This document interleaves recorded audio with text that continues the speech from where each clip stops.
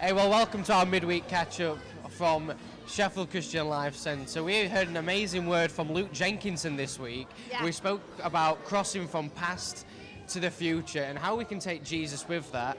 There were a lot of powerful things he said, and Luke's always great to listen to because he is just Luke. He's good at communicating, so I'm sure Janine's got a lot to say about this as well. So have you took any notes? Or? Yeah, I always take notes. Love it when Luke preaches. He's always really funny. He's always got some really great, funny stories to tell us, but always applies them in a really godly way. Yeah, that's good. Today he spoke about moving from the past to the future, and the theme of the whole last couple of weeks has been crossing over. And so he talked about if you want to cross over into your future and what God has planned for you, then you need to move from your past to the future.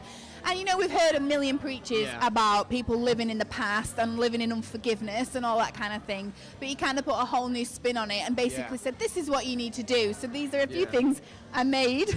So firstly, choose what you choose to remember. So often, like, I don't know about you, but if somebody's wronged me and I see them, I'll be right nice to their face, but I'm like, I know what you did to me. I know what you said to me. I don't know about you. Yeah, it's that unlocking that. I mean, he spoke about David and how he was the last of the sons to actually come before, was it Samuel?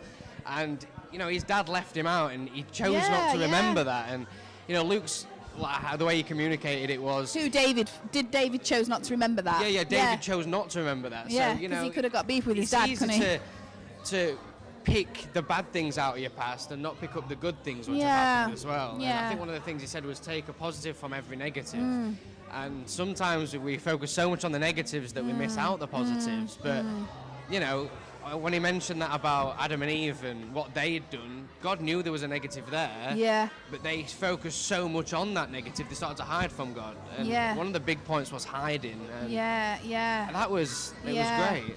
Yeah, like, I suppose a lot of people who hide, you can kind of think that they're sort of like the victim of their past. They're the victim, and that what's happened in the past kind of defines who they are. Yeah. But then they're kind of limiting God, aren't they? They're limiting what God can do with their future. And Luke talked about that and said that your future's can be absolutely amazing if you don't put that victimized spirit on your life. Yeah, but that's the one thing we focus on as human beings, the negatives. But we know through Jesus there's a massive positive at the end of all this. There's a hope.